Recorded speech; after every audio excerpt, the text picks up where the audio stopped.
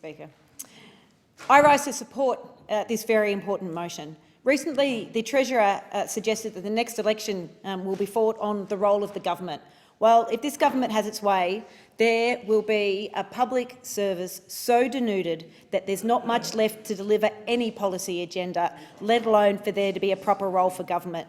And much of this is because of the arbitrary ASL cap, increase in outsourcing with $2 billion spent on casual workers, and this commitment to using consultants instead of building up the capacity of our public service. Under this Liberal National Government, nearly 18,000 jobs have been cut from the public service since June 2013. 2,270 people lost their jobs from Services Australia in the last financial year alone. Nearly 4,000 full-time staffing roles at the ATO have gone since the Coalition came to power. Cuts to Australia's Border Force patrols have occurred to save on fuel. There's been nearly $150 million in cuts to research funding for the CSIRO and other scientific agencies. The Bureau of Meteorology's local forecasting services have been cut and the budget reduced by $46 million over the next 3 years. Over 250 government bodies abolished, including pretty important bodies like the National Preventative Health Agency and the National Water Commission. And the Coalition has also tried and failed to abolish important agencies like the Office of the Information Commissioner and the Australian Renewable Energy Agency. And of course, we had their attempts to privatise visa processing. Under this government, there's been blowout in waiting times for the National Disability Employment Scheme.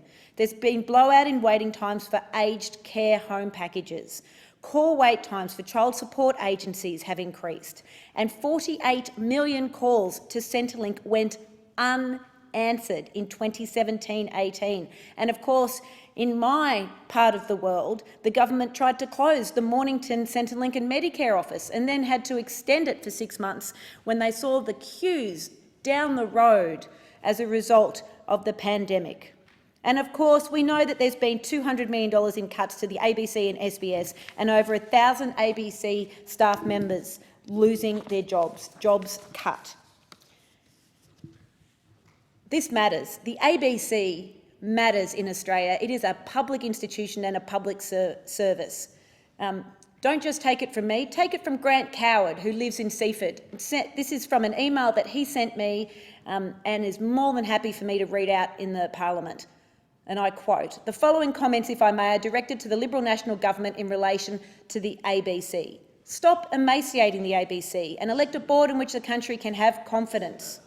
The $1.1 billion spent by Australian taxpayers is money well spent. Out of the $400 billion 2018 tax revenue received by the Commonwealth, spending of $1.1 billion on the ABC, I'm sorry, there's a member of the government currently heckling Grant Coward, a constituent who is having his views put to the Parliament. That's the views that they have.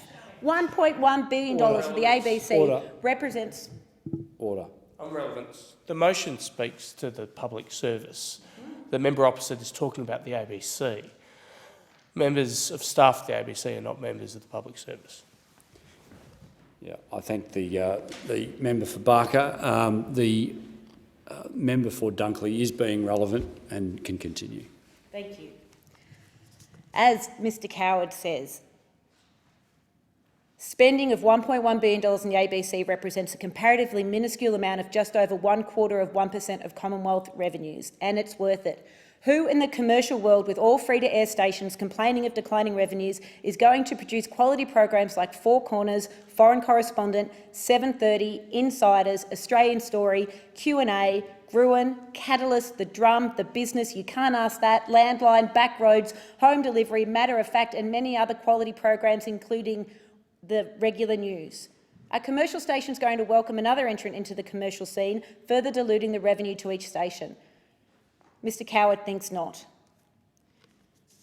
Further reducing the ABC's budget, or even a partial sell-off, do it at your electoral peril. That's a message to the government from my electorate. The public institutions matter and the public service matters. It's about the quality that is delivered to Australian citizens, and we're not going to stop fighting for it.